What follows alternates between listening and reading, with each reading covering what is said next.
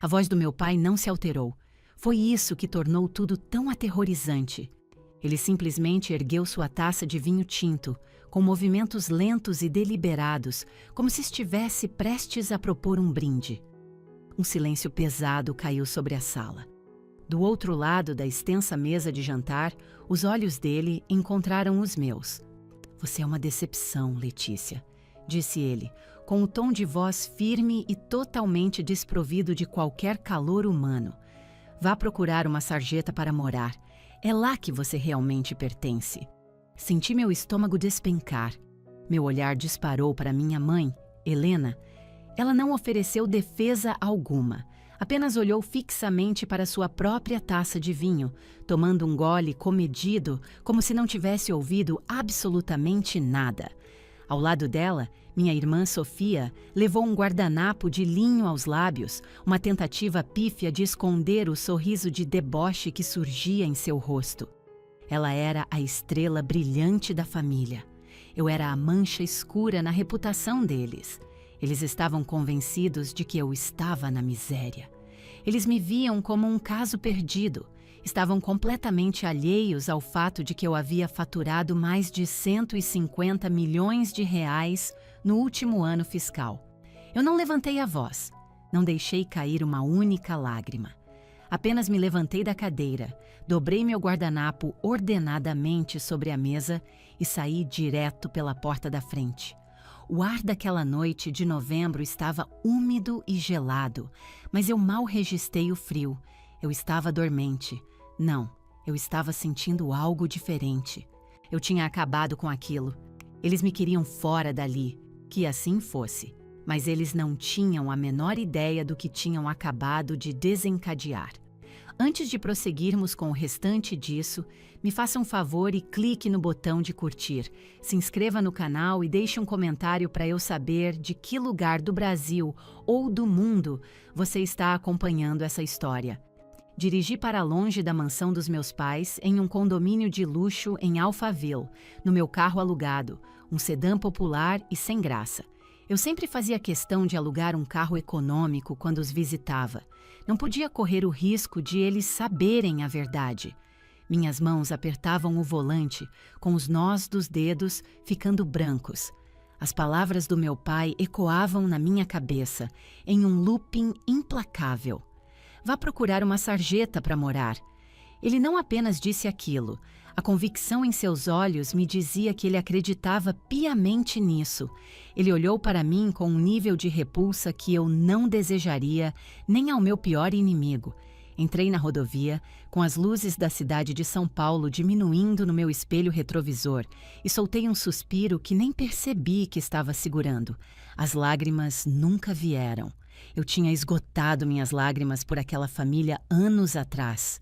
Chorar nunca funcionava com eles de qualquer maneira, apenas reforçava a percepção de que eu era fraca. E na família Cavalcante, a fraqueza era o pecado mais imperdoável de todos. Mas ser inteligente, pelo visto, também não era uma virtude. Pelo menos, não para mim. Meus pensamentos flutuaram para Sofia. Ela era 2 anos mais nova e desde o momento em que nasceu, foi tratada como se fosse da realeza. Ela era a alma da festa, loira, comunicativa, uma artista natural que ansiava pelos holofotes, e meus pais a cobriam de atenção. Lembro-me de uma manhã de sábado quando eu tinha uns 10 anos. Eu estava na mesa do café da manhã, completamente absorta em um livro grosso sobre programação que havia pegado na biblioteca. A lógica de como as máquinas se comunicavam me fascinava, e eu queria compartilhar aquilo com meu pai. "Pai", eu disse, "você sabia que os computadores usam uma linguagem binária de apenas uns e zeros?" Ele nem sequer baixou o jornal. "Isso é ótimo, Letícia. Só não faça barulho. Sua mãe ainda está dormindo." Nem 5 minutos depois, Sofia entrou correndo na cozinha com uma tiara brilhante na cabeça e um tutu rosa na cintura. Ela começou a fazer piruetas descontroladas, derrubando uma cadeira da sala de jantar com um estrondo alto. "Olhem para mim! Papai, olha para mim!" ela gritou.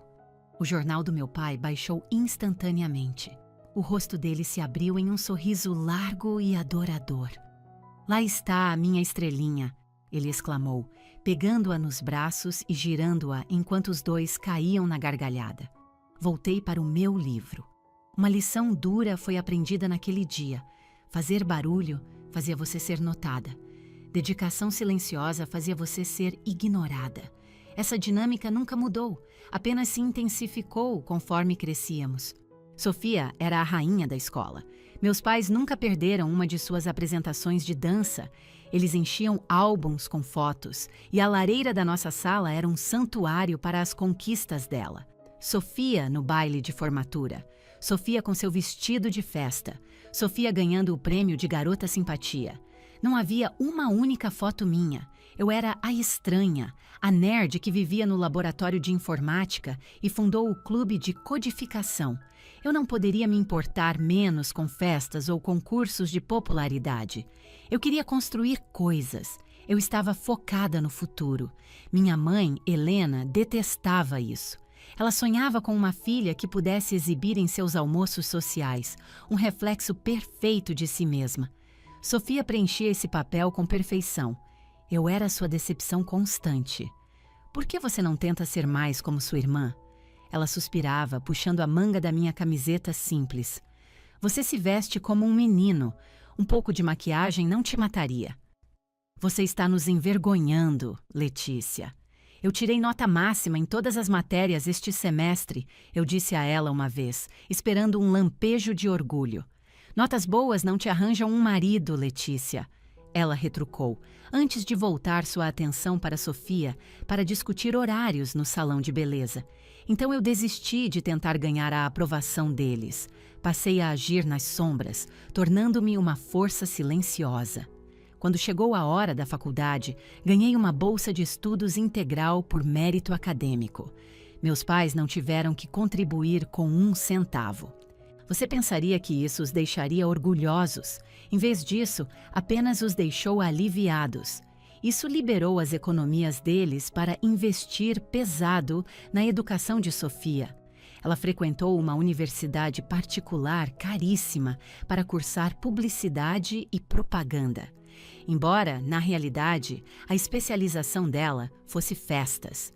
Ela entrou para uma atlética badalada e ligava para casa semana sim, semana não, implorando por mais dinheiro. E sem falta, meu pai fazia o Pix para ela. Ela só está explorando as opções dela, ele dizia defensivamente. Enquanto isso, eu trabalhava em 3 empregos para cobrir minhas despesas básicas, enquanto cursava ciência da computação. Eu organizava livros na biblioteca do campus e fazia um bico consertando notebooks de outros alunos.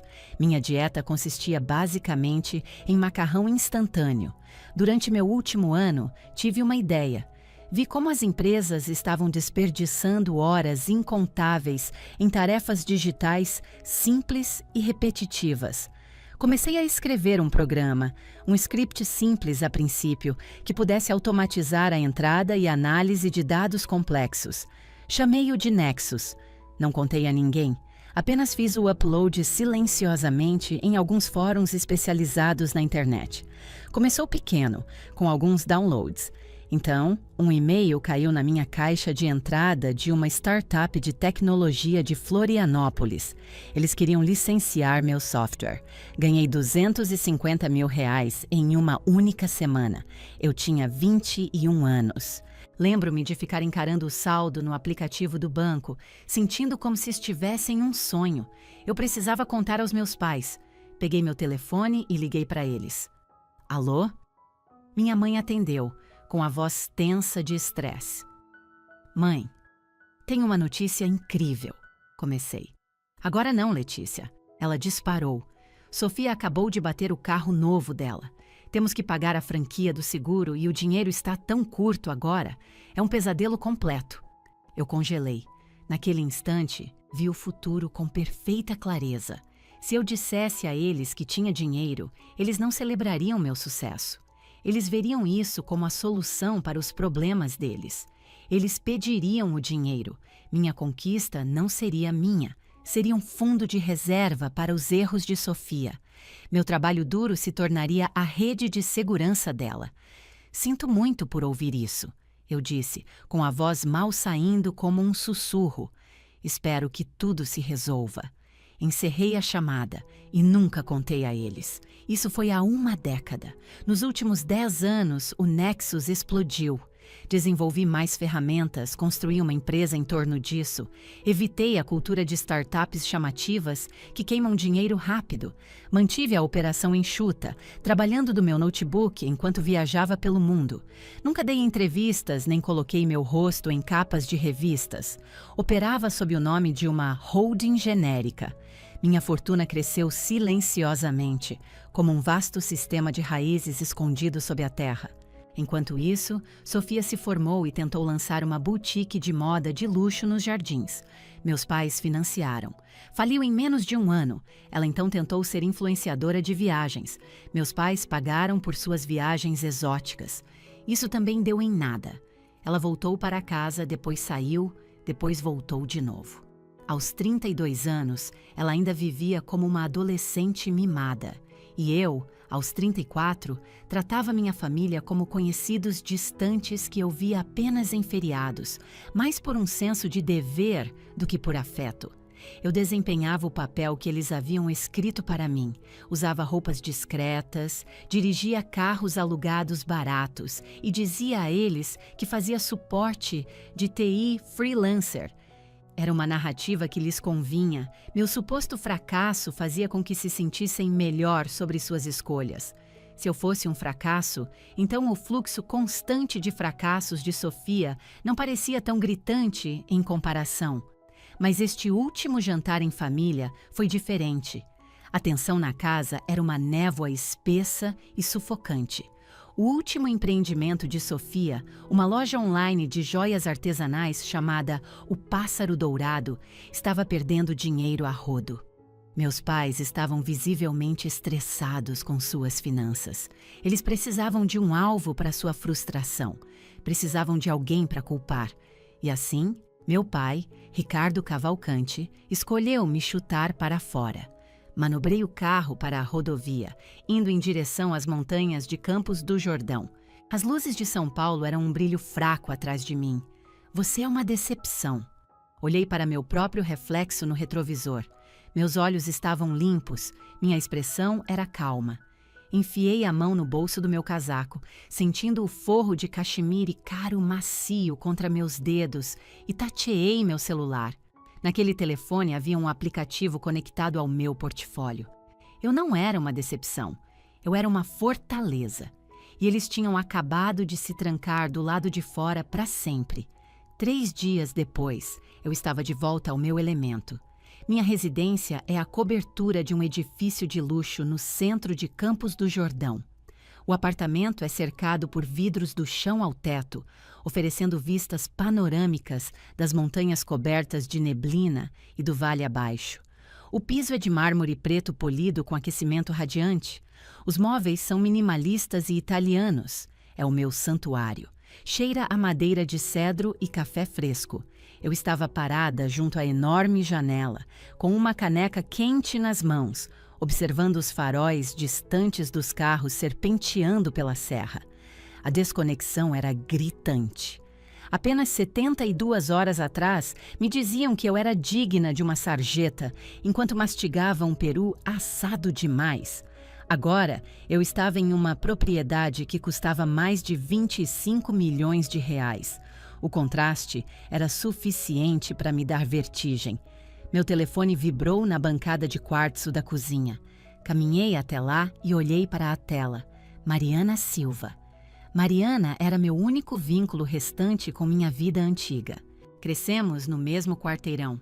Ela era a única pessoa que conhecia a verdadeira Letícia, ou pelo menos sabia que eu era bem-sucedida. Nem mesmo Mariana sabia a escala real da minha riqueza. Atendi a chamada. Oi, Mariana. Letícia, ela disse, com a voz estranhamente baixa e hesitante. Você está bem? Franzi a testa, confusa. Estou ótima. De volta a Campos. Por quê? O que aconteceu? Houve uma pausa na linha. Pude ouvi-la respirar fundo. Letícia, eu estava no culto hoje de manhã, ela disse. Seus pais estavam lá. E a Sofia? Tudo bem, respondi. Isso é bem comum para eles. Não, Letícia, isso não foi comum. Ela hesitou novamente. Foi a hora dos pedidos de oração. Sua mãe se levantou para falar. Um pavor frio e familiar me invadiu. Minha mãe adorava o teatro dos pedidos de oração públicos. Era o método preferido dela para espalhar fofocas sob o disfarce de piedade. O que ela disse, Mariana? Ela pediu para toda a congregação orar por você, Mariana disse com a voz tensa. Ela estava chorando, Letícia, chorando de soluçar. Ela disse a todos que você está morando na rua. Apertei o telefone com os nós dos dedos brancos. Ela disse o quê? Ela disse que você está vivendo dentro do carro. A voz de Mariana tremia de indignação. Disse que você recusou todas as ofertas de ajuda deles, que você teve algum tipo de surto psicótico. Ela deu a entender fortemente que você pode estar usando drogas. Afirmou que eles tentaram te dar dinheiro, mas que você jogou na cara deles e fugiu no meio da noite. Fiquei olhando para a delicada orquídea branca na minha bancada. Sua perfeição em contraste absoluto com a feiura das palavras dela. Senti o sangue fugir do meu rosto. Era uma mentira. Uma mentira calculada e monstruosa. As pessoas estavam em lágrimas, Letícia. Mariana continuou. A dona Alzira, que mora ali perto, veio falar comigo depois. Ela colocou uma nota de R$ 50 na minha mão. Me disse para tentar te encontrar e te pagar uma refeição quente. Fechei os olhos, a cena se materializando na minha mente com clareza dolorosa. Minha mãe, Helena, em seu casaco de domingo caro, secando os olhos com um lenço bordado. Meu pai, Ricardo, parado ao lado dela, a imagem de um patriarca estoico e de coração partido. Sofia segurando com o braço da mãe, o rosto uma máscara de preocupação solidária de filha. Eles se colocaram como os santos. Eu era o exemplo do que não ser. Eles me expulsaram. Eu disse para Mariana com a voz vazia. Meu pai me disse para ir morar na sarjeta. Ele me botou para fora. Eu não fugi. Eu sei, Mariana disse suavemente. Eu sei que eles estão mentindo. Mas, Letícia, por quê? Por que eles fariam isso? Olhei ao redor da minha cobertura. Para a arte original nas paredes. Para a vista impossível da cidade que eu havia conquistado silenciosamente. Porque é mais fácil, eu disse. O que você quer dizer com isso? Se eu for bem-sucedida, significa que eles estiveram errados sobre mim o tempo todo, expliquei, as peças se encaixando.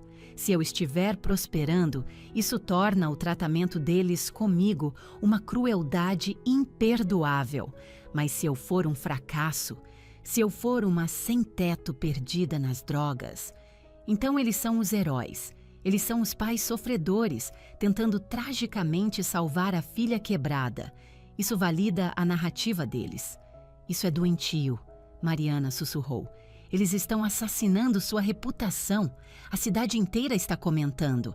Acham que você é uma viciada.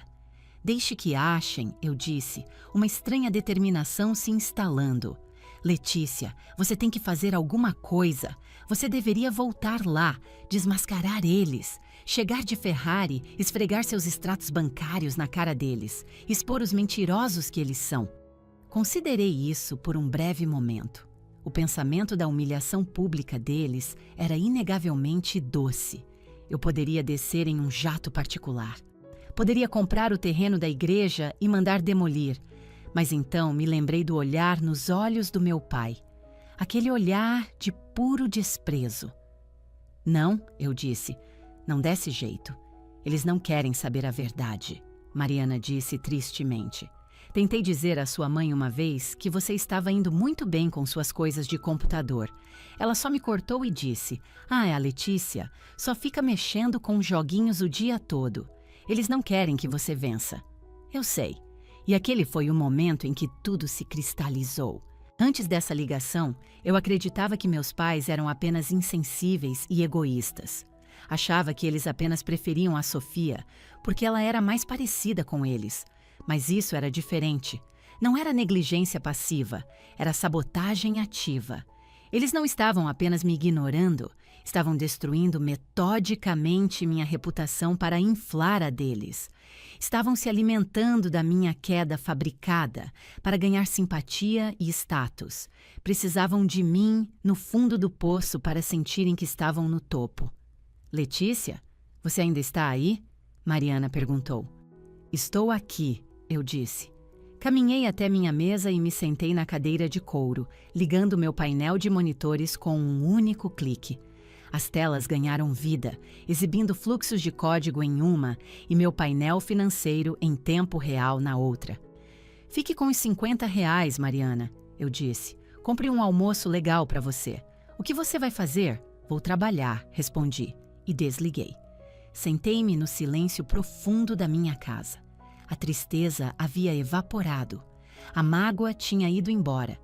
Em seu lugar havia uma clareza fria e dura como diamante. Eles haviam me declarado morta para o mundo deles. Haviam realizado um enterro público para Letícia Cavalcante, a filha. Tudo bem. Se queriam lidar com uma estranha, eles teriam uma. Mas não seria a viciada sem teto que eles inventaram. Seria alguém muito mais formidável. Tomei um gole do meu café. Estava frio agora, mas bebi assim mesmo. Finalmente entendi que meus pais não estavam apenas mal informados. Eles estavam profundamente investidos no meu fracasso. Haviam apostado toda a sua identidade social na narrativa de que eu era uma perdedora. Encostei-me na cadeira. Vocês querem uma tragédia? Sussurrei para a sala vazia e cavernosa. Eu vou lhes dar uma tragédia. Mas não seria a minha. Eu não sabia na época, mas a guerra já havia começado. E o próximo ataque estava prestes a cair na minha caixa de entrada. Uma declaração de guerra enviada por um escritório de advocacia de São Paulo.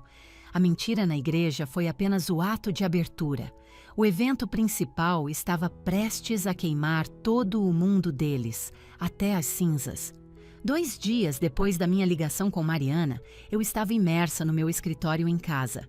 Era uma manhã de terça-feira e o céu sobre Campos do Jordão estava de um azul brilhante e sem nuvens. Mas eu preferi os dias de tempestade. O clima cinzento aguçava meu foco. Eu estava mergulhada em uma revisão de código para uma nova funcionalidade importante na minha plataforma. Meus dedos voando pelo teclado. O estalar rítmico era minha meditação. No mundo do código, tudo era lógico. Um erro era um quebra-cabeça a ser resolvido. Você o encontra, conserta e o sistema funciona. A vida não era tão limpa assim. Famílias certamente não eram.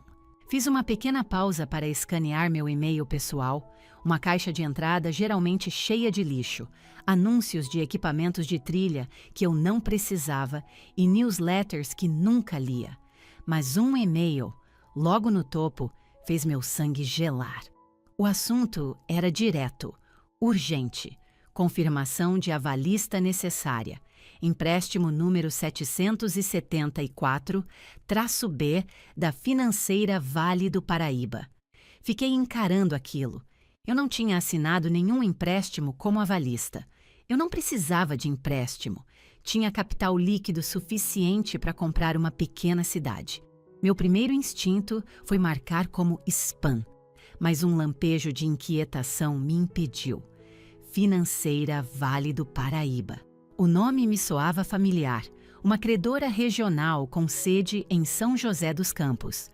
Abri o e-mail. Prezada Senhora Cavalcante, esta serve como notificação final referente ao empréstimo comercial da boutique O Pássaro Dourado. Como co-signatária e avalista deste empréstimo, a senhora é, por meio desta solicitada, a reconhecer o cronograma de pagamentos atualizado. O devedor principal está agora com 2 meses de atraso nos pagamentos. Por favor, analise o PDF anexo imediatamente. Atenciosamente, David Miller, gerente de contas. Uma única gota de suor frio escorreu pelas minhas costas. O Pássaro Dourado. Aquela era a boutique ridícula e fracassada da Sofia. O negócio no qual meus pais estavam despejando o dinheiro da aposentadoria deles. Minha mão tremeu quando cliquei no anexo. O contrato de empréstimo se materializou no meu monitor gigante. O valor principal estava no topo, em letras negritadas e impiedosas. R$ 2.500.000. Rolei a tela para baixo, meu coração batendo contra as costelas. Vi o nome da devedora, Sofia N. Cavalcante. Então naveguei até a página de assinaturas no final do documento. 2 linhas de assinatura. A primeira era a de Sofia, um garrancho grande e extravagante, bem a cara dela. A segunda linha era designada para o avalista. E lá estava, uma falsificação grosseira, quase infantil da minha assinatura. Eles haviam roubado minha identidade. Tinham meu CPF, meu RG, minha data de nascimento. Meus pais tinham tudo isso guardado de formulários de impostos antigos que eu preenchia quando morava com eles. Tinham uma cópia da minha certidão de nascimento no cofre da família. Eles tinham me usado. Verifiquei a data no contrato. Foi assinado há 6 meses, logo depois que eu os visitei na Páscoa. Lembrei-me daquela viagem vividamente agora. Meu pai tinha sido estranhamente agradável. Tinha me perguntado sobre meus pequenos bicos de computador. Perguntou se eu tinha um bom histórico de crédito. Eu pago minhas contas em dia, pai, eu disse na época, confusa com o interesse repentino dele. Bom, isso é bom. Muito responsável, ele assentiu, com um olhar estranho. Ele não estava agindo como um pai orgulhoso. Ele estava me sondando. Estava checando se meu nome estava limpo o suficiente para ser explorado. Eles sabiam que o crédito da Sofia estava arruinado depois do último negócio fracassado dela. Eles mesmos deviam estar no limite, com a casa provavelmente hipotecada até o teto. Então, recorreram ao seu ativo de emergência, recorreram a mim. Mas esta foi a parte que me deixou fisicamente enjoada. No jantar de família, apenas algumas semanas atrás, meu pai tinha me banido, me chamado de fracasso e dito ao mundo que eu estava na miséria. O tempo todo, ele sabia que meu nome estava atrelado a uma dívida de R$ 2,5 milhões. Se a Sofia desse o calote, e ela já estava no caminho certo para isso, a financeira não iria apenas atrás dela. Eles viriam atrás de mim. Se eu fosse realmente a freelancer de TI com dificuldades que eles acreditavam que eu era, isso teria sido uma sentença de morte. Destruiria meu nome por uma década. Tornaria impossível alugar um apartamento, financiar um carro ou até mesmo ter um cartão de crédito. Isso me enterraria viva e eles simplesmente não se importaram. Estavam perfeitamente dispostos a sacrificar todo o meu futuro financeiro apenas para dar a Sofia mais 6 meses brincando de lojista. Empurrei a cadeira para longe da mesa e caminhei até a janela, pressionando a testa contra o vidro frio e grosso. Eu não era mais apenas o bode expiatório da família. Eu era o cordeiro do sacrifício. Eles não tinham apenas me rejeitado, eles tinham ativamente me usado e roubado. Olhei para a cidade lá embaixo. O sol brilhava nos telhados de estilo europeu de Campos do Jordão. Imaginei ligar para eles. Imaginei gritar com meu pai: "Como você pôde fazer isso comigo? Eu sou sua filha." Mas eu sabia exatamente o que ele diria. Ele faria gaslighting comigo. Diria que eu tinha concordado e simplesmente esquecido. Ou pior, diria: "Você não tem bens nenhum mesmo, Letícia. O que importa um nome sujo para você? Você não está usando o crédito. Apenas ajude sua irmã." Eles não viam uma pessoa para ser amada, viam um recurso para ser saqueado. Voltei para minha mesa. Não deletei o e-mail. Salvei o documento fraudulento em um servidor seguro. Então, abri uma nova aba no navegador e comecei a pesquisar sobre a financeira Vale do Paraíba. Encontrei o nome do CEO, encontrei toda a diretoria. Então peguei meu telefone. Não liguei para meus pais. Liguei para o único homem que poderia realmente fazer algo a respeito. "Leonardo", eu disse quando ele atendeu, "preciso de você aqui em casa. Agora." "Está tudo bem, Letícia?" A voz de Dr. Leonardo era calma e ponderada. Ele era meu advogado corporativo, mas ao longo dos anos tornou-se um confidente de confiança. Ele era a única pessoa que conhecia a história completa da minha família. Não, eu disse, minha voz perigosamente baixa. Minha família acabou de declarar guerra e usaram uma assinatura falsificada para fazer isso. Dr. Leonardo chegou em menos de 1 hora, impecável em um terno grafite sob medida e carregando uma pasta de couro fina. Ele parecia fora de lugar no luxo relaxado da minha sala, mas sua presença afiada era um conforto. Não perdi tempo com amenidades. Apenas apontei para o monitor no meu escritório.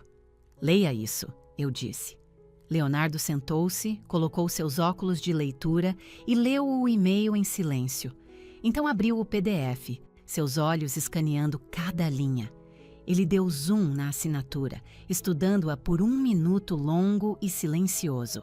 O único som na sala era o zumbido baixo dos servidores no armário. Finalmente, ele tirou os óculos e girou na cadeira para me encarar. Sua expressão era sombria. Isso é um crime grave, Letícia, ele disse com a voz firme. Falsificação de documento, estelionato e falsidade ideológica. Se levarmos isso ao Ministério Público, seu pai e sua irmã podem pegar anos de prisão. Eu sei, eu disse. Eu estava encolhida no sofá, abraçando uma almofada contra o peito como se fosse um escudo. Eles já perderam 2 pagamentos. A financeira está vindo atrás de mim. É pior do que isso, Leonardo disse batendo na tela. Veja as garantias. Eu não tinha prestado muita atenção. Caminhei até lá e me inclinei, meus olhos seguindo o dedo dele. Garantia. Alienação fiduciária do imóvel residencial da família Cavalcante. Meus pais haviam colocado a própria casa na linha por esse empréstimo também. Mas a financeira deve ter considerado insuficiente. Uma casa já pesadamente hipotecada. Eles precisavam de um avalista com o nome limpo para tornar o negócio viável. Eles estão desesperados, Leonardo disse com sua avaliação afiada. Isso não foi apenas uma decisão emocional e desleixada, foi calculado. Eles precisavam de uma identidade financeira imaculada para garantir esse empréstimo e usaram a sua porque tinham certeza de que você nunca descobriria. Ou que, se descobrisse, eu seria pobre demais para importar. Perguntei, as palavras com gosto de cinzas. Não, Leonardo balançou a cabeça. Pior, eles acharam que você era impotente demais para revidar. Assumiram que, se e quando o empréstimo entrasse em inadimplência, você apenas aceitaria o golpe. Você é a filha quieta, não é? Aquela que sempre absorveu os abusos. Ele me olhou diretamente nos olhos. Eles estavam contando com o seu silêncio, Letícia. Fiquei encarando aquela assinatura patética e falsificada na tela. Era uma versão caricata do meu nome, um símbolo perfeito da total falta de respeito que tinham por mim. Por um segundo, uma onda familiar de luto me invadiu. Senti-me como aquela garotinha de novo, a que só queria que o pai se interessasse pelo seu livro de programação, a que só queria perguntar: por que vocês não me amam? Mas, tão rápido quanto veio, o sentimento desapareceu, substituído por algo inteiramente novo. Uma certeza fria e dura, que parecia água gelada inundando minhas veias. Por anos estive à deriva na confusão, imaginando se eu era a fonte do problema. Talvez eu fosse estranha demais, reservada demais. Talvez eu merecesse a frieza deles. Esse documento, esse único pedaço de papel, era a prova de que eu estava errada. Isso não era sobre minha personalidade, era sobre predação. Eles eram os lobos e sempre me viram como a ovelha. Leonardo, eu disse, e minha voz soou diferente, mais profunda e sólida do que antes. Sim? Eu não quero que eles vão para a cadeia, declarei. Leonardo franziu a testa. Letícia, eles cometeram um crime sério contra você. Você está inteiramente no seu direito de... Eu sei, mas a prisão é a saída fácil. Se eles forem presos, tornam-se mártires. Vão inventar uma história sobre como a filha cruel e vingativa mandou os próprios pais para a cadeia por causa de um mal-entendido. As senhoras da igreja vão chorar por eles. Eu serei o monstro. Levantei-me e caminhei até a bancada da cozinha, servindo-me de um copo de água com gelo. Eu não quero usar a lei para puni-los, eu disse. Quero falar a única linguagem que eles sempre entenderam. E que linguagem seria essa? Leonardo perguntou com um brilho de compreensão nos olhos. Dinheiro, eu disse, e poder. Virei-me para encará-lo totalmente. Leonardo, o que acontece quando a financeira oficialmente cobra a dívida total? Bem, ele começou, encostando-se na cadeira. Como está em atraso, o credor pode exigir o pagamento integral e imediato de todo o montante. Se os devedores não puderem apresentar os fundos, a financeira executa as garantias. A boutique e a casa, confirmei. Correto. E como avalista, eu sou a responsável pela dívida. Terminei. Tecnicamente, sim, mas como este é um caso claro de falsificação, podemos facilmente contestar sua responsabilidade. Não, eu disse firmemente. Eu não quero contestar. Ainda não. Leonardo parecia totalmente perplexo. Não tenho certeza se estou acompanhando. Caminhei de volta para a janela. O sol brilhante estava começando sua descida atrás das montanhas, pintando o céu em tons de laranja e rosa. Eu quero comprar a dívida, eu disse. Leonardo apenas ficou me olhando. Como? Eu quero comprar o empréstimo da financeira Vale do Paraíba, esclareci. Tenho mais de 150 milhões de reais em ativos líquidos, Leonardo. Posso assinar um cheque de 2,5 milhões e nem perceber que o dinheiro saiu da conta. Os olhos de Leonardo se arregalaram conforme a estratégia ficava clara para ele. Um sorriso lento e astuto se espalhou por seu rosto. Se você comprar a dívida, ele disse, as peças se encaixando, você se torna a credora. Exatamente. Eu disse, eu me torno o banco. Voltei para minha mesa e olhei para aquela assinatura falsificada uma última vez. Eles queriam usar o meu nome? Eu disse suavemente. Tudo bem, eles podem usá-lo, mas de agora em diante vão lidar com Letícia Cavalcante. Não a filha que eles expulsaram, mas a empresária que nunca se deram ao trabalho de conhecer. Se você fizer isso, Leonardo alertou, com o tom sério agora, você terá até a escritura da casa deles. Terá as chaves do negócio da Sofia. Você será a dona deles, Letícia. Eles me disseram para morar na sarjeta. Respondi, com a voz dura como aço. Tentaram me arruinar financeiramente. Roubaram minha identidade. Olhei para Leonardo. Minha decisão absoluta. Marque uma reunião com a diretoria da financeira. Faça isso discretamente. Use minha holding, a Apex Ventures. Quero ser a dona dessa dívida até sexta-feira. Leonardo fechou sua pasta e se levantou. Olhou para mim com um novo respeito. Você não é mais aquela garotinha quebrada, não é? Não, eu disse. Eu não estou quebrada. Eu sou a chefe. Assisti-o sair e depois fiquei sozinha no silêncio da minha cobertura. A tristeza tinha ido embora. A confusão tinha ido embora. Por 34 anos, meus pais tentaram me fazer sentir pequena.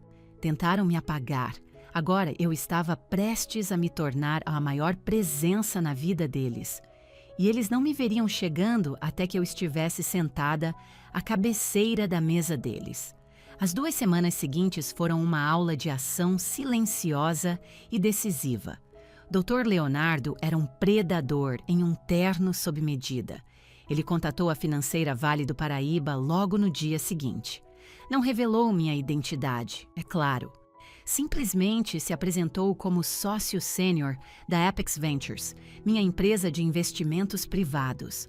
Bancos não têm interesse em dramas familiares, eles têm interesse em mitigar riscos.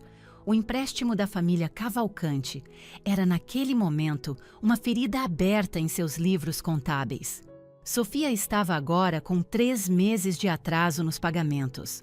A financeira estava diante do processo caro e demorado de execução de garantias. Eles estavam desesperados por uma saída limpa. Então, quando Leonardo ofereceu comprar a dívida total pelo seu valor de face, à vista, com uma transferência imediata, os executivos da financeira praticamente tropeçaram uns nos outros para aceitar o negócio. Assinei os documentos finais de transferência em uma quinta-feira, sentada na sala de reuniões minimalista do escritório do Leonardo. Segurei uma caneta que custava mais do que meu primeiro notebook. Olhei para a primeira página, seção de crédito. Com uma única assinatura fluida, a metamorfose estava completa. Eu não era mais Letícia, a filha. Não era mais Letícia, o fracasso. Eu era Letícia, a credora. Eu era a dona da dívida deles, o que significava que eu detinha todo o controle sobre a casa dos meus pais e a boutique decadente da Sofia. Está feito, Leonardo disse, deslizando a pasta assinada pela mesa de mogno polido. A transferência está oficialmente registrada. A partir deste momento, Ricardo e Helena Cavalcante devem a você 2,5 milhões de reais, mais juros acumulados e taxas. Coloquei minha mão sobre a pasta. O papel parecia frio e definitivo. Eles já sabem? Perguntei. Ainda não, Leonardo respondeu. Legalmente, somos obrigados a notificá-los em até 30 dias de que a dívida foi vendida, mas não temos obrigação nenhuma de revelar quem está por trás da Apex Ventures. Ótimo, eu disse. Eu quero ser a pessoa a contar para eles. Passei os dias seguintes preparando minha estratégia. Uma simples carta era impessoal demais, fácil demais de ignorar. Eu precisava ver o rosto deles. Precisava testemunhar o exato momento em que a verdade desabaria sobre eles. Isso não era sobre vingança, eu dizia a mim mesma. Era sobre autopreservação. Se eu não estabelecesse um limite agora, esse ciclo continuaria. Eles encontrariam outras maneiras de me explorar, de me sugar. Tudo isso enquanto fofocavam sobre meus supostos fracassos no clube. Eu estava construindo um firewall caríssimo e juridicamente blindado. Mas primeiro eu precisava colocar todos eles em uma sala. Eles não aceitariam se encontrar com Letícia, a decepção sem teto. Nem atenderiam minhas ligações. Eu precisava de um cavalo de Troia. Minha mente se fixou no Sr. Hamilton. Ele era um antigo conhecido da família, um dos parceiros de golfe do meu pai e o maior fofoqueiro da cidade. Ele também era um homem que prezava sua reputação e odiava conflitos, mas amava se sentir importante. Se meus pais estivessem em pânico por causa da financeira, ele seria a primeira pessoa em quem confiariam. Leonardo, eu disse ao telefone. Hora da fase 2. Preciso que você balance a gaiola deles. Como assim? Envie uma notificação de cobrança extrajudicial para a casa. Use o papel timbrado da Apex Ventures. Faça parecer o mais intimidador possível. Exija o pagamento integral em 7 dias ou enfrentarão a execução imediata das garantias. Leonardo riu. Isso deve resolver. E então eu disse, eu apenas espero o telefone tocar. Levou menos de 24 horas. Eu estava na cozinha preparando um chá quando meu celular vibrou. Não eram meus pais, era o Sr. Hamilton. Deixei cair na caixa postal e depois ouvi. A voz dele estava frenética. Liguei de volta, fingindo um tom de voz cansado e derrotado. Alô? Letícia! Oh, graças a Deus você atendeu. Sua mãe disse que você estava...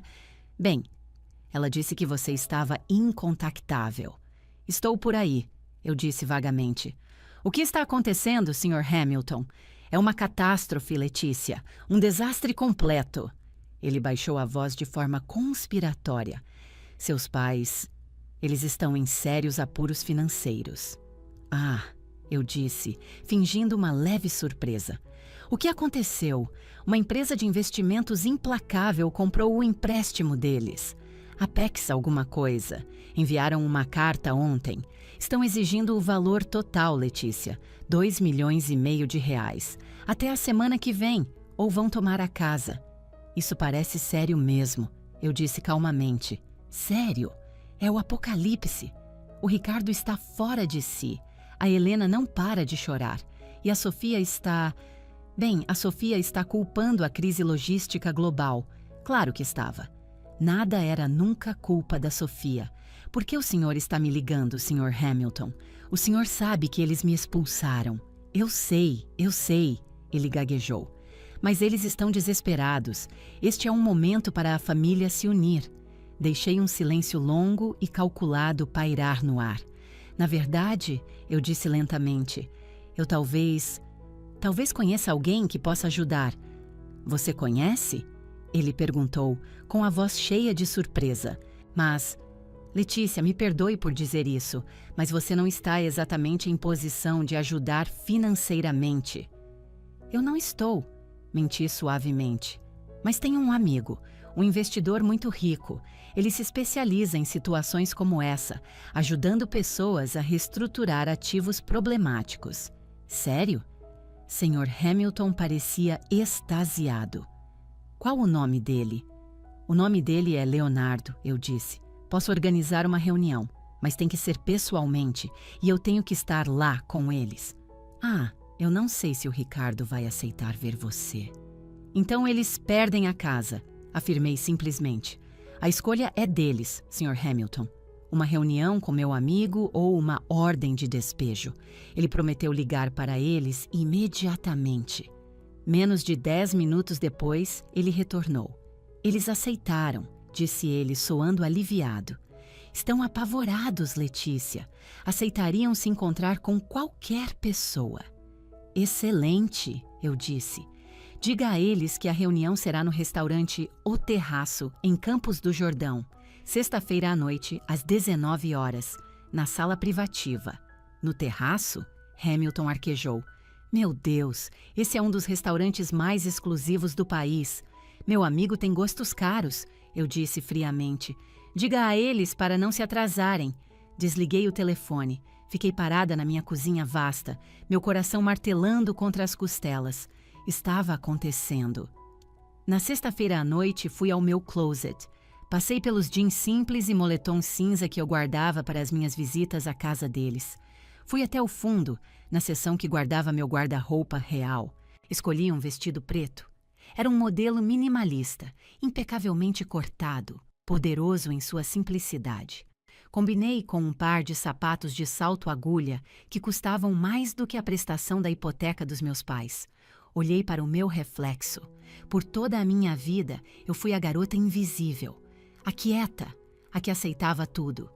Na sexta-feira, aquela garota ficava em casa. A mulher que entraria naquele restaurante era alguém que eles nunca haviam conhecido. Ela era poderosa, ela era rica, e ela estava carregando a escritura da vida deles na bolsa. Perfeito, sussurrei. Disquei o número do Leonardo uma última vez.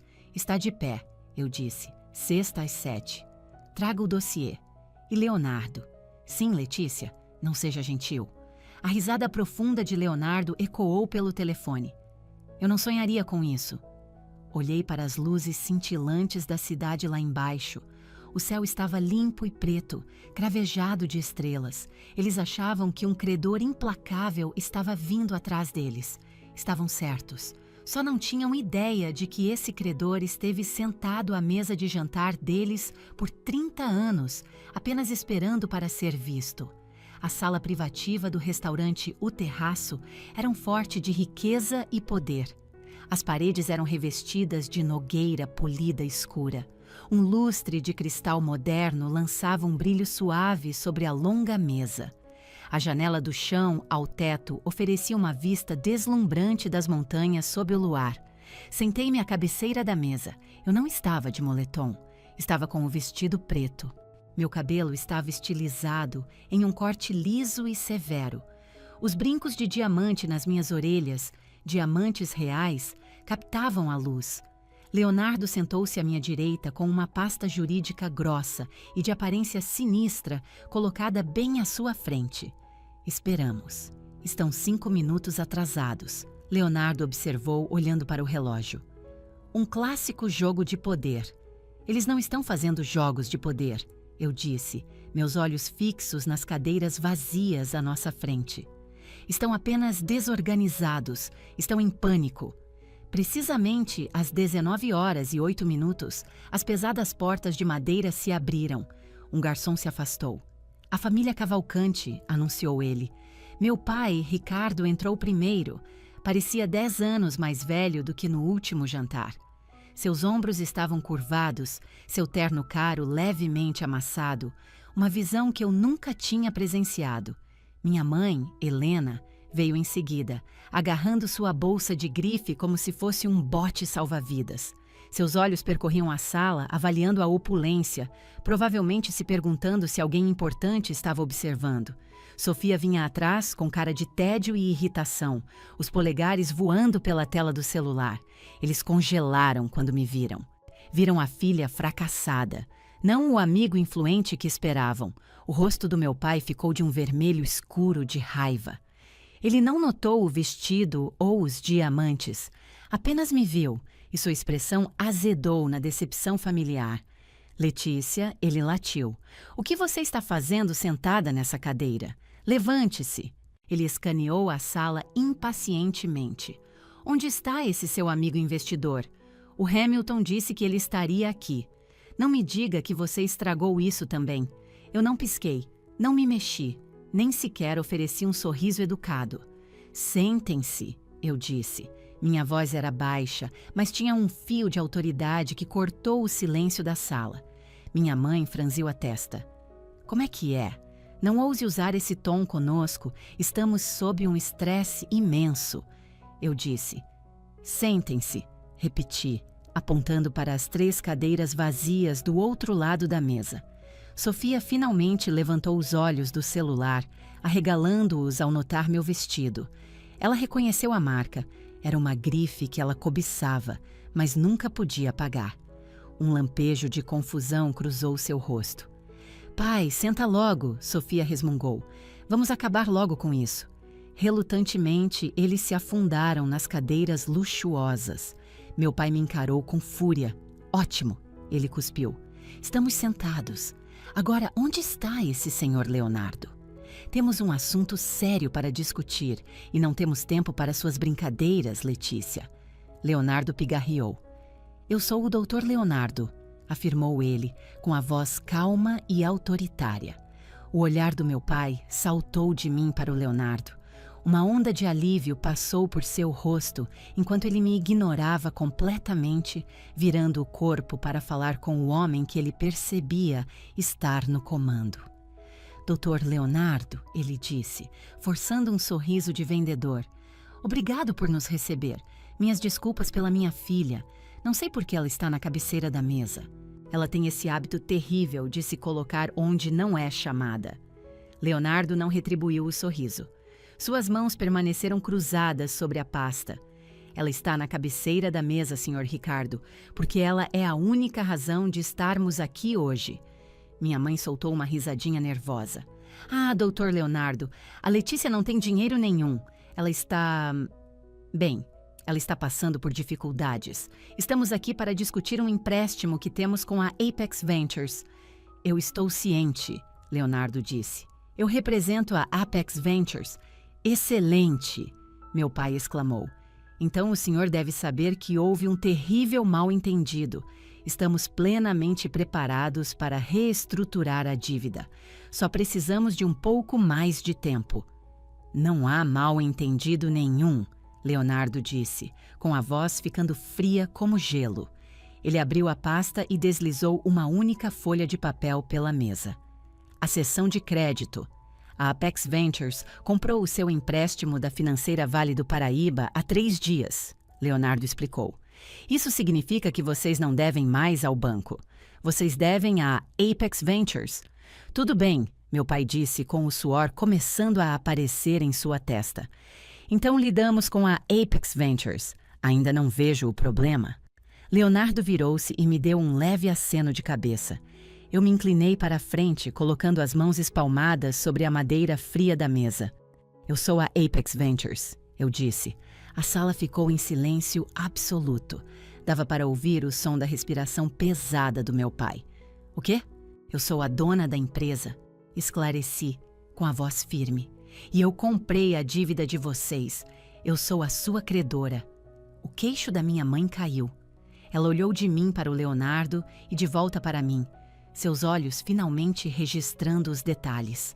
Os diamantes, o vestido, a postura inabalável. A imagem cuidadosamente construída que ela tinha de mim, a filha sem teto e quebrada, estava se estilhaçando diante de seus olhos. Isso não é possível, ela sussurrou. Você conserta computadores para viver.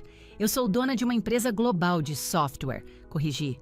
Faturei mais de 150 milhões de reais no ano passado e há 3 dias assinei um cheque pessoal de 2,5 milhões para adquirir o empréstimo de vocês que estava em atraso.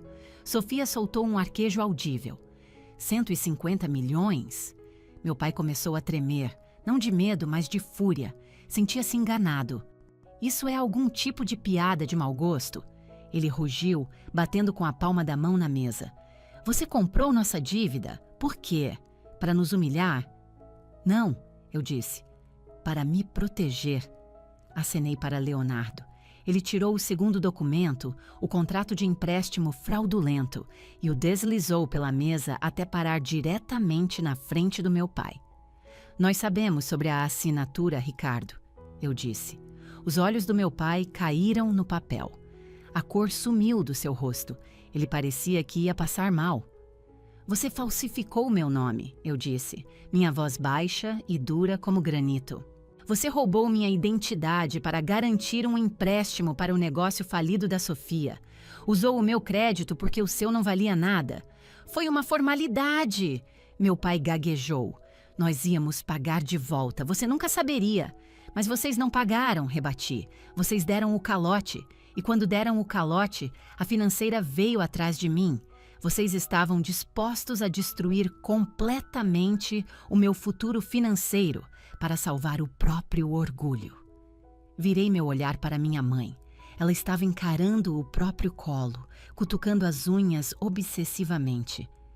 Você foi à igreja e disse a todos que eu era uma sem-teto, eu disse a ela. Você chorou e pediu orações pela sua filha perdida. Ela não conseguia me olhar nos olhos.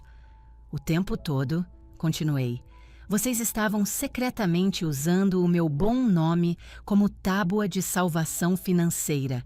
Vocês me expulsaram e me mandaram morar na sarjeta enquanto estavam pisando nos meus ombros para manter a cabeça fora da água. Nós fizemos o que tínhamos que fazer por essa família. Sofia gritou de repente, as lágrimas brotando nos olhos. Você tinha todo esse dinheiro e nunca nos ajudou? Você só ficou sentada assistindo eu me ferrar. Eu assisti você desperdiçar cada oportunidade que recebeu. Retruquei. Assisti você queimar o fundo de aposentadoria dos meus pais em um projeto de vaidade fracassado atrás do outro. Isso não é se ferrar, Sofia. Isso é direito adquirido e falta de juízo. Você é um monstro egoísta, ela gritou. Eu sou a única pessoa nesta mesa que já pagou as próprias contas, eu disse, com a voz perigosamente calma. Leonardo pigarreou, retomando o controle da sala. Aqui está a situação, ele disse friamente. A senhora Letícia é a nova detentora do título. A dívida está em atraso, portanto, o valor total é devido e pagável imediatamente. Isso totaliza R$2.562.000, incluindo todas as multas e juros. Ele fixou meu pai com um olhar penetrante. O senhor pode assinar um cheque desse valor hoje à noite, Ricardo? Meu pai murchou. Parecia encolhido, patético. O patriarca arrogante tinha sumido. Não, ele sussurrou. Então temos um problema, Leonardo afirmou. Porque, como o senhor sabe, a garantia para este empréstimo é a sua residência principal e a boutique, o Pássaro Dourado. Minha mãe soltou um soluço sufocado. Você vai nos despejar, seus próprios pais, logo antes do Natal? Eu não obriguei vocês a falsificarem minha assinatura, Helena, eu disse. Vocês fizeram isso. Apostaram a casa de vocês em uma mentira e perderam. Recostei-me na cadeira, tomei um gole de água e observei-os desmoronar. Por anos vivi com medo deles, aterrorizada pelo julgamento, pela decepção, pela rejeição. Mas vendo-os agora, despojados de seu poder, percebi que eram apenas pessoas pequenas, fracas e patéticas. E eu tinha todas as cartas na mão. O garçom voltou para servir água e a tensão na sala era tão espessa que ele se moveu com pressa nervosa e praticamente fugiu. Meu pai mexeu na gravata, afrouxando-a. Ele olhou para mim, olhou de verdade, pela primeira vez em muito tempo. Não estava vendo a filha, estava vendo a credora. "O que você quer, Letícia?" Ele perguntou com a voz rouca. "Um pedido de desculpas. É disso que se trata tudo isso?" "Tudo bem. Sinto muito. Erramos em assinar o seu nome. Estávamos desesperados." "Não foi desespero", eu disse. "Foi arrogância. Vocês simplesmente assumiram que eu não importava." "Tá bom, estávamos errados." Ele disparou. "Então, o que você quer? Ver a gente na rua? É essa, Mara, sua vingança? Fazer conosco o que eu disse para você fazer?" "Eu não sou você, pai." Eu disse calmamente. "Eu não jogo a família fora." Um lampejo de esperança brilhou nos olhos dele. "Então, você vai perdoar a dívida?" "Não", eu disse instantaneamente. "Mas também não sou boba." Olhei para Leonardo, ele abriu a última pasta. "Preparamos uma solução alternativa", Leonardo anunciou. "Uma solução generosa, considerando o crime de estelionato que vocês cometeram." Meu pai estremeceu com a menção ao crime. "A opção A", Leonardo continuou, "é que a Letícia prossiga com a execução da dívida. Denunciamos a fraude ao Ministério Público para limpar o histórico de crédito dela. Vocês perdem a casa, a boutique e quase certamente enfrentarão um processo criminal. Nós tomamos tudo." Minha mãe começou a chorar mais alto. "Não, por favor, cadeia não. O que as pessoas vão dizer?" Mesmo agora, a preocupação principal dela era com as aparências. "A opção B", Leonardo disse, "é que vocês vendam a casa e os ativos da empresa para a Letícia. Hoje, pelo valor exato da dívida pendente." "Vender?" Meu pai engasgou. "Mas essa é a nossa casa. Vale muito mais do que isso. Não em um leilão judicial, não vale", Leonardo disse rispidamente. "E certamente não quando você fatorar seus futuros honorários advocatícios." Ele deslizou um contrato pela mesa. "Vocês assinam a escritura e o título da empresa para a Letícia. A dívida é cancelada, sem polícia, sem cadeia, sem escândalo público. Mas onde nós vamos morar?" Minha mãe lamentou, a voz tremendo. "Vocês podem ficar", eu disse. Todos ficaram me encarando, boquiabertos. "Eu vou alugar a casa de volta para vocês", expliquei. "Podem continuar morando lá. Fiquem com seus móveis, mantenham o status no condomínio. Ninguém fora desta sala precisa saber que vocês a venderam." Os olhos do meu pai se estreitaram. "Nós seríamos inquilinos." "Sim", eu disse. "E você seria a nossa senhoria?" "Sim." "Ricardo", minha mãe sussurrou desesperadamente.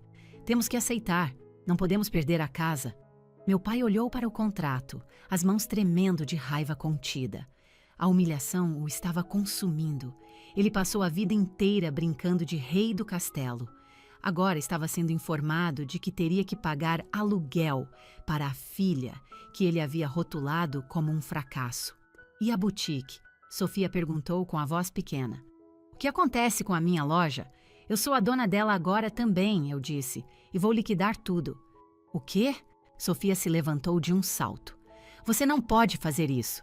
É a minha carreira. É um buraco negro de dinheiro, Sofia", eu disse calmamente. "Perde mais de 50 mil reais por mês.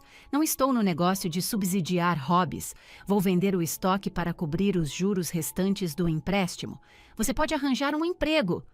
"Eu não acredito em você", ela sibilou. "Você está arruinando a minha vida." "Estou te salvando da falência?" Respondi secamente. "De nada." Sofia desabou de volta na cadeira, procurando apoio nos pais. Mas eles estavam impotentes. Estavam se afogando. Meu pai pegou a caneta. Ele a segurou sobre a linha de assinatura. "Você vai nos transformar em inquilinos na nossa própria casa", ele sussurrou. "Isso é uma coisa cruel de se fazer, Letícia." "Não, pai", respondi com a voz firme. "Cruel é dizer para sua própria filha morar na sarjeta no jantar de família. Cruel é falsificar o nome dela em um documento legal. Isso é apenas negócios." Encontrei o olhar dele. Vocês se tornaram inquilinos no momento em que decidiram que a minha identidade era de vocês para ser usada. Eu disse, só estou tornando isso oficial. Ele ficou me encarando, procurando uma rachadura na minha determinação. Não encontrou nenhuma. Ele assinou. Empurrou o papel para minha mãe. Ela assinou também, as lágrimas borrando a tinta. Ela não estava chorando por culpa. Estava chorando porque sua ilusão de controle tinha sido estraçalhada. Leonardo recolheu os papéis, verificou as assinaturas e acenou para mim. Está feito, ele disse. Levantei-me sentindo minhas pernas sólidas sob meu corpo. Meu coração estava calmo. Vou pedir para uma administradora de imóveis entrar em contato com vocês amanhã sobre o contrato de locação, eu disse. O aluguel será definido pelo valor de mercado. Não se atrasem com os pagamentos. Peguei minha bolsa para sair.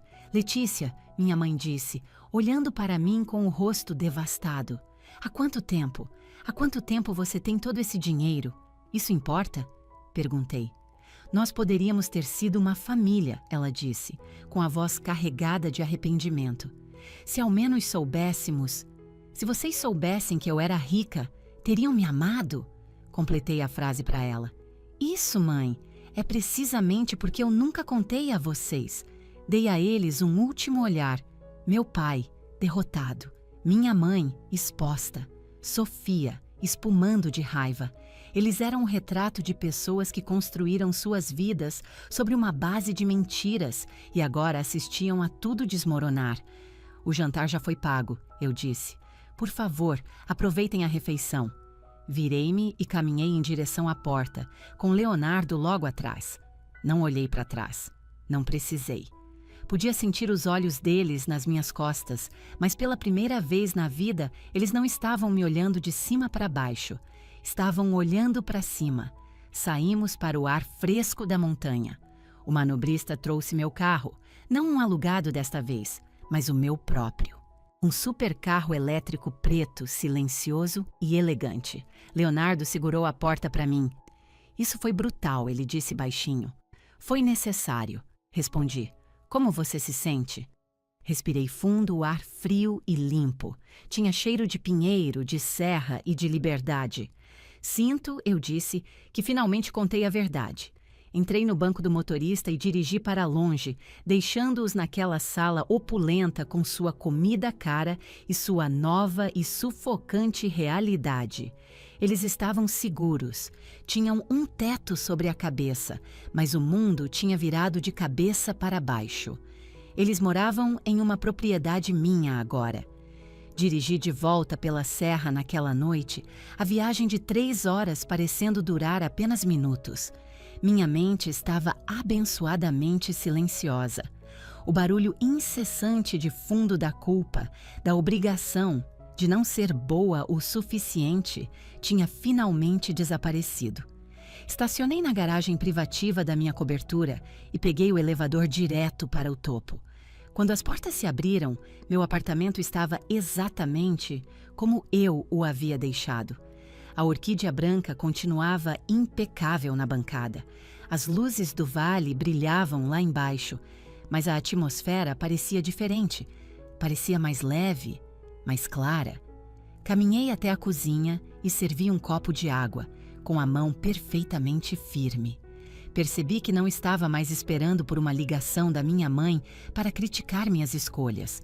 Não estava esperando meu pai pedir um empréstimo. Não estava esperando a Sofia precisar de outro resgate. Eu tinha construído meu firewall e pela primeira vez estava realmente segura atrás dele. A nova realidade se estabeleceu nas semanas seguintes. A empresa de administração de imóveis cuidou de tudo com eficiência fria. O contrato de aluguel foi enviado, assinado e devolvido em 24 horas. O primeiro Pix do aluguel, vindo da conta de aposentadoria do meu pai, chegou pontualmente. Deve ter doído profundamente neles fazer o pagamento, mas pagaram. Pagaram para manter a fachada. Pagaram pelo privilégio de ficar na casa onde criaram uma filha que tão facilmente descartaram. Sofia, previsivelmente, foi outra história.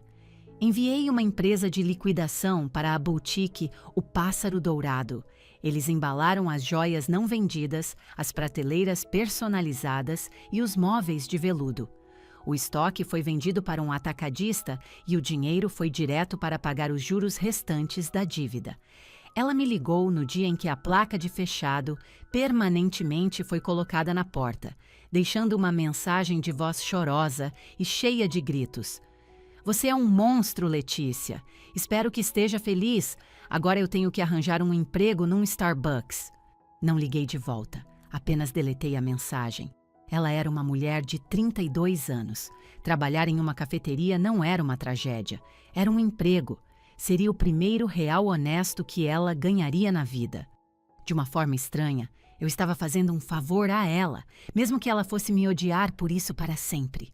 Uma semana depois, eu estava de volta à minha mesa, trabalhando em uma atualização para o Nexus. Durante toda a minha carreira, eu operei nas sombras, escondendo meu nome atrás de um véu corporativo. Pensei no jantar no restaurante O Terraço. Pensei na pergunta da minha mãe: há quanto tempo você tem esse dinheiro? Percebi que passei uma década me diminuindo para proteger os egos frágeis deles. Eu não queria brilhar mais que a Sofia. Mas por quê? Por que eu deveria me tornar menor para que eles pudessem se sentir grandes? Abri meu perfil em uma rede social profissional. Estava quase vazio, listando minha ocupação como consultora de TI Freelancer. Cliquei no botão de editar.